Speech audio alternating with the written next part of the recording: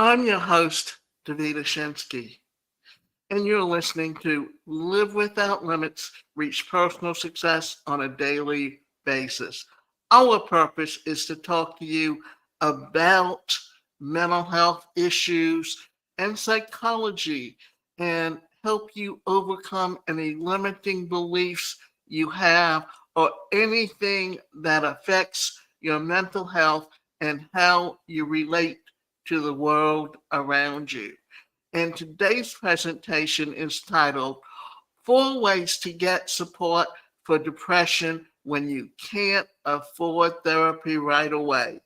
As someone who has battled with mild depression for most of my life, I understand the struggle all too well.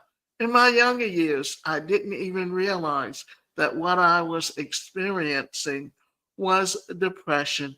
I had become so accustomed to the persistent heaviness that it felt like a normal part of my existence. However, as I entered my 30s, the weight of it intensified and could no longer be ignored that its grip had on me. At the time, I couldn't afford therapy, so I embarked on a self directed journey toward climbing out of the darkness, taking slow but steady steps. And let me tell you, it has been a roller coaster ride, a whirlwind of emotions, setbacks, and small victories among the journey. Yet every ounce of effect I put into this journey has been worth it.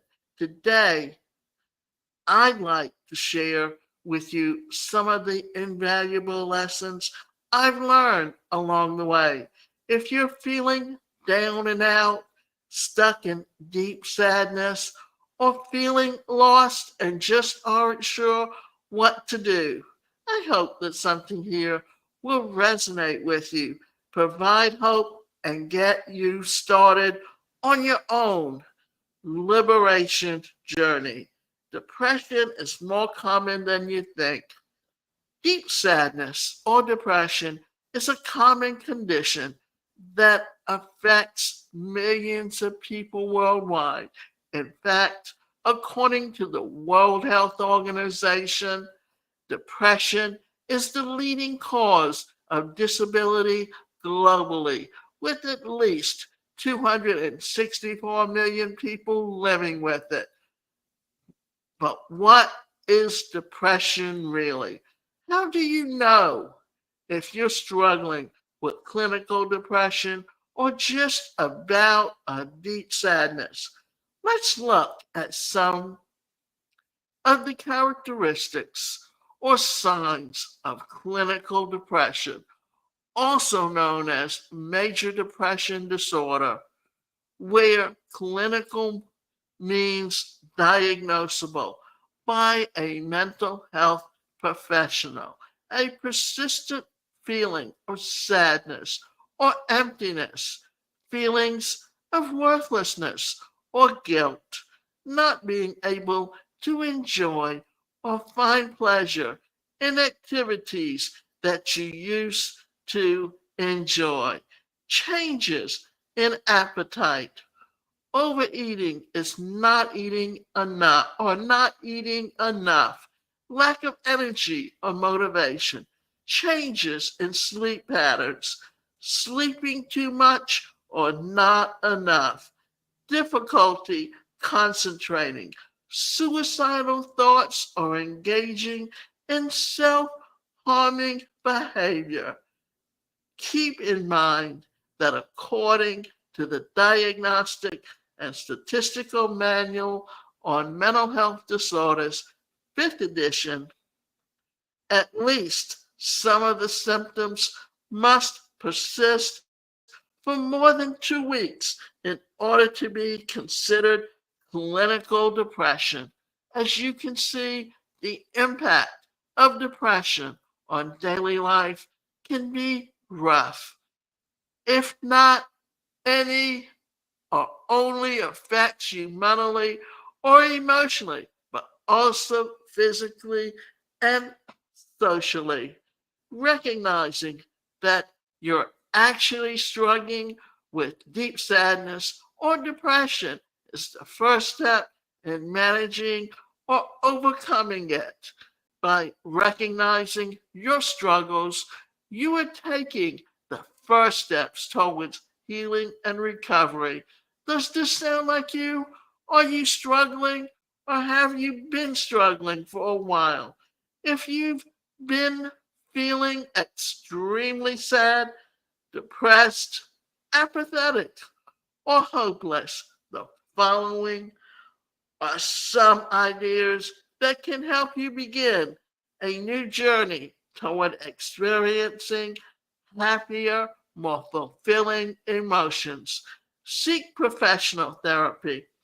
I understand that not everyone can afford professional therapy, but I do want to mention that it truly can be helpful if you can't figure out a way to seek this kind of help. A trained therapist can provide the necessary support and guidance to help you navigate through your emotions, thoughts, and behaviors through various therapeutic techniques. Therapists can help you develop coping strategies, challenge negative thinking patterns, and gain a deeper understanding of your emotions. Additionally, trauma therapy or somatic experience therapists can be particularly helpful for those who have experienced traumatic events. By addressing the underlying trauma, therapists can assist you in processing your emotions, reducing symptoms, and finding healing and resilience. That being said, I find it and that I know it took me some time before I could afford therapy. So the following are some of the key things that you can focus on if funds are lacking at the moment. The first thing is there's the community mental health centers where you have trained mental health psychotherapists there to help you. And you can pay on a sliding scale fee according to what you're capable of paying. If you can't afford therapy right away, try these ways to get support for depression as loved ones for support. It may feel tough to admit that you're struggling to someone else, but it can be helpful. Opening up to a friend or family members that you can trust about your depression is important, and having support systems in place can make a world of difference. By sharing your struggles with those close to you, you are allowing them to understand and support you in the best way possible. They can offer a listening ear, provide emotional support, and may even help you find resources and professional help. Remember, you don't have to face depression alone. Reaching out to loved ones can be the first step towards healing and recovery. And by opening up, you realize that you are not alone in your struggles and that there are people who care about you and want to help. Seek community support. I encourage you to consider joining a local support group or community organization that focuses on these issues. These groups can provide safe and welcoming space for people to come together and share their experiences, struggles, and triumphs. Being a part of a group can be so helpful as it may help decrease the feelings of isolation. Also, a potential benefit of participating in peer led support groups is the opportunity to learn from others who have faced similar challenges. I don't know about you, but I'd rather listen to someone talk about their victory over depression over someone who has never really struggled with it. Hearing about their coping strategies, treatment approaches, and success stories can provide valuable insights and inspiration. Now, here are some wonderful support groups that you can check out. National Alliance on Mental Illness, NAMI, offers a support group called NAMI Connection. There are free support groups weekly in various locations. To find out if they have them in your area, go and visit the NAMI Connection locations. Depression and Bipolar Support Alliance. DBSA offers support groups, educational resources, and wellness tools for individuals living with depression and bipolar disorder. You can find out more about the location of these support groups by going to DBSA support groups, Mental Health America. MHA is a leading community-based nonprofit organization that promotes mental health and support individuals with mental illnesses. They have an online support group called Inspire. Utilize online resources. There are also numerous resources available on the internet to provide support and information. Review the following for excellent information. Help Guide. Here are a few of the articles and resources on overcoming depression. ADAA, the Anxiety and Depression Association of America. ADAA offers resources and information for depression, including self-help strategies, finding a therapist, and support options. Headspace. Headspace hosts plenty of mental health resources, including articles and guided meditations specifically designed to support those struggling with depression. Practice self-care. I know it can be tough to want to take care of yourself when you're feeling extremely down, but incorporating self-care activities into your daily routine can make a significant difference. By practicing self-care, you're prioritizing your well-being. Taking care of yourself helps to reduce stress, improve mood, and increase overall happiness. It helps to realize that self-care is not selfish. It is a necessary for your own overall mental health and can help you better navigate the challenges of depression. Some examples of self-care include exercise. Engaging in regular exercise is one self-care tip that can have a wonderful impact on managing depression. Exercise releases endorphins, which are known as feel good hormones and can help uplift your mood.